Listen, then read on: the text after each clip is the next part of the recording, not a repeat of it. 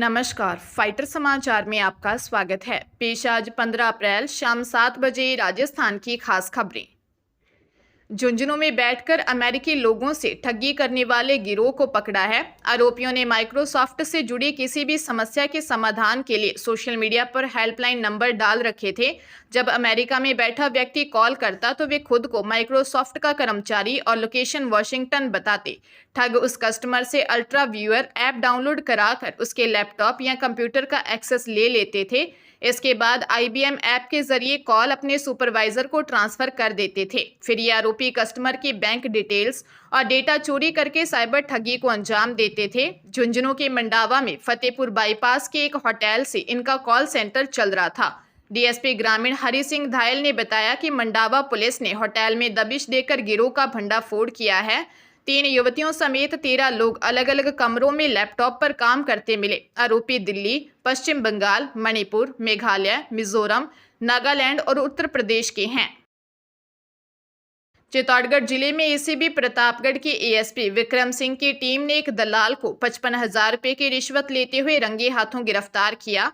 यह रिश्वत राशि रेवेन्यू इंस्पेक्टर राजेश मीणा के लिए ली जा रही थी, जो कार्रवाई की भनक लगते ही मौके से फरार हो गया। शिकायतकर्ता ने ACB को रिपोर्ट दी कि शंभूपुरा थाना क्षेत्र में बामणिया मार्ग पर स्थित अपनी 2 आरी जमीन का कन्वर्जन करवाना चाहता था। इसके बदले में रेवेन्यू इंस्पेक्टर राजेश मीणा ने दलाल दिनेश वैष्णव के माध्यम से 95,000 रुपए रिश्वत मांगी। शिकायत के सत्यापन के दौरान 8 मार्च को पहली किश्त के रूप में शिकायतकर्ता से दलाल ने 40,000 रुपए रिश्वत ले ली, जिसके बाद ACB ने दलाल दिनेश वैष्णव 55,000 रुपए की रिश्वत लेते हुए रंगे हाथों गिरफ्तार किया। रेवेन्यू इंस्पेक्टर राजेश मीणा फरार है। आरोपी राजेश मीणा की तलाश में कई स्थानों पर दबिश दी जा रही है। मामले में अन्य अधिकारियों की भूमिका की भी जांच की जा रही है। प्रधानमंत्री नरेंद्र मोदी ने राजस्थान के स्कूली बच्चों में मोटापा बढ़ने का जिक्र किया और शिक्षा विभाग एक्शन में आ गया। विभाग कक्षा 1 से 8वीं तक 2 बड़े बदलाव कर रहा है। पहला PM पोषण यानी मिड डे मील के तहत काम आने वाले खाद्य तेल फोर्टिफाइड करना और इसकी मात्रा तय करना है। इसे लेकर माध्यमिक शिक्षा निदेशक सीताराम जाट ने प्रारंभिक स्तर पर गाइडलाइन जारी की। इस दिशा में व्यवस्थित काम के लिए मेडिकल एक्सपर्ट कमेटी के साथ अधिकारियों की चर्चा जारी है। निदेशक ने बताया कि हम बच्चों में मोटापे को लेकर चिंतित हैं और मिड डे मील के जरिए इस दिशा में काम कर रहे हैं। जल्द ही प्रॉपर गाइडलाइन भी जारी करेंगे। बता दें कि प्रदेश के 70,000 सरकारी स्कूलों में 69 लाख बच्चे पढ़ते हैं। ऐसे में इस पूरे मामले को लेकर सिस्टम कैसे बनेगा और इसे जमीनी धरातल पर कैसे उतारा जाएगा, यह नई गाइडलाइन आने के बाद स्पष्ट होगा। बीकानेर जिले में एक नव विवाहिता अपने ससुराल से गहने लेकर रात को घर से फरार हो गई। श्री डूंगरगढ़ थाने में बिग्गाबास निवासी व्यक्ति ने रिपोर्ट दी कि उसके पुत्र का विवाह 9 मार्च 2025 को निमका थाना के ढाणी बारियाला निवासी व्यक्ति की पुत्री से हुआ। परिवादी व उसका बेटा 12 अप्रैल को मजदूरी के लिए घर से बाहर गए थे। घर पर नव विवाहिता व उसकी सास थे। रात को उसकी पत्नी किसी कार्य से घर से बाहर गई और लौट कर आई तो उसकी बहू घर में नहीं मिली। वह अपने साथ विवाह में उसे दिए सोने चांदी के गहने लेकर घर से कहीं चली गई। रात को उसका पुत्र घर पहुंचा तो परिवादी को फोन कर सूचना दी। वह किसी विवाह समारोह में काम कर देर रात घर पहुंचा तो विवाहिता के पिता को फोन किया। परिजनों ने उसकी तलाश के लिए प्रयास किए। पुलिस ने मामला दर्ज कर जांच शुरू कर दी है। कांग्रेस के राष्ट्रीय महासचिव और पूर्व डिप्टी CM सचिन पायलट ने कहा कि केंद्र सरकार ने वक्फ बिल लाकर देश को तोड़ने का काम किया है। यह बिल सिर्फ और सिर्फ लोगों का देश के ऊपर ऐतिहासिक ऋण अमेरिका की ओर से लाए गए टैरिफ बिल से ध्यान हटाने के लिए लाया गया है। सरकार ने संख्या बल के आधार पर बिल को पारित कर लिया। हम इसका विरोध कर रहे हैं। अब इसके खिलाफ न्यायपालिका का दरवाजा खटखटाएंगे। देश में इसको लेकर कई जगह हिंसा हो रही है। हिंसा इसका समाधान नहीं है। सरकार धर्म के नाम पर इस तरह के बिल लाकर समाज को तोड़ने का काम कर रही है। अमेरिका द्वारा लगाए टैरिफ से देश में आर्थिक संकट आ सकता है। यह बात कृषि ऑडिटोरियम में आयोजित पुस्तक विमोचन कार्यक्रम के बाद मीडिया से बातचीत में कही। उन्होंने कांग्रेस के अहमदाबाद अधिवेशन को लेकर कहा कि हमने प्रस्ताव लिया है कि देश में जो हालात हुए हैं उसका हम खुलकर विरोध करेंगे। झुंझुनू की कोतवाली थाना पुलिस ने फाइनेंस कंपनी में हुई लूट की वारदात के चौथे आरोपी मंथन शर्मा को गिरफ्तार कर लिया। आरोपी पर 20,000 रुपए का इनाम घोषित था और वह फरारी के दौरान झुंझुनू रोडवेज बस डिपो से पकड़ा गया।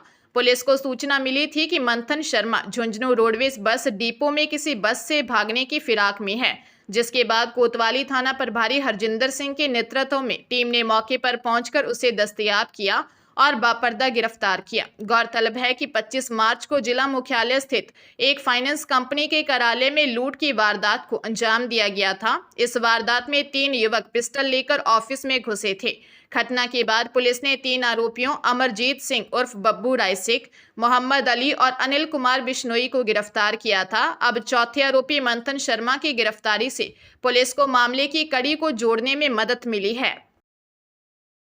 हरियाणा के गुरुग्राम में महिला के शव के मामले में पुलिस ने लिव इन पार्टनर को गिरफ्तार किया। जांच में खुलासा हुआ कि लिव इन पार्टनर को शक था कि महिला का किसी दूसरे व्यक्ति के साथ अफेयर है। इसी बात पर उसने महिला की हत्या कर दी। 11 मार्च को महिला का शव बरामद हुआ। 31 मार्च को महिला के पिता गुरुग्राम पहुंचे, तब मृतका की पहचान बिहार के गोपालगंज निवासी रीता के रूप में हुई। मानसर थाने में मृतका के पिता बैजनाथ ने रिपोर्ट दी कि मेरी बेटी रीता की शादी 11 साल पहले हुई थी। करीब 5 साल पहले बेटी और दामाद गुरुग्राम के नाहरपुर गांव में आकर किराए पर रहने लगे। इनके बीच मनमुटाव हो गया। इसके बाद रीटा शिव शंकर उर्फ कालीचरण नामक व्यक्ति के साथ रिलेशनशिप में रहने लगी। इसके बाद पुलिस ने यूपी के बलिया निवासी शिव शंकर शर्मा उर्फ कालीचरण को नाहरपुर गांव से गिरफ्तार किया। राजधानी जयपुर कमिश्नरेट की सीएसटी ने एमपी से पंजाब और पश्चिम राजस्थान में मादक पदार्थ तस्करी के लिए चोरों से लग्जरी कारें दलालों की मार्फत खरीदने वाले ऐसे गिरोह का खुलासा कर 2 दलाल और 3 खरीदारों को पकड़ा है। हालांकि कार चुराने वाली 2 बदमाश अभी तक फरार चल रहे हैं। पुलिस ने पकड़े गए आरोपियों से चुराई गई 2 हैरियर कार व वारदात के लिए काम ले जा रही स्कॉर्पियो से 3,84,000 रुपये बरामद किए। ये गिरोह चोरों से हैरियर कार की डिमांड ज्यादा करते थे, क्योंकि तस्करी के दौरान तेज स्पीड दौड़ाने का फायदा मिलता है। इसके अलावा ऐसी कार में पुलिस भी शक नहीं करती है। गिरफ्तार आरोपी दलाल नहेंद्र उर्फ नरेश बयावर स्थित बर, सोनू कठात बयावर, खरीदार जमनालाल जाट कोटड़ी भीलवाड़ा, संजय सिंह भिनाए अजमेर व मुकेश कोटड़ी भीलवाड़ा के रहने वाले हैं। ये बदमाश लंबे समय से मादक पदार्थ तस्करों के लिए काम करते थे।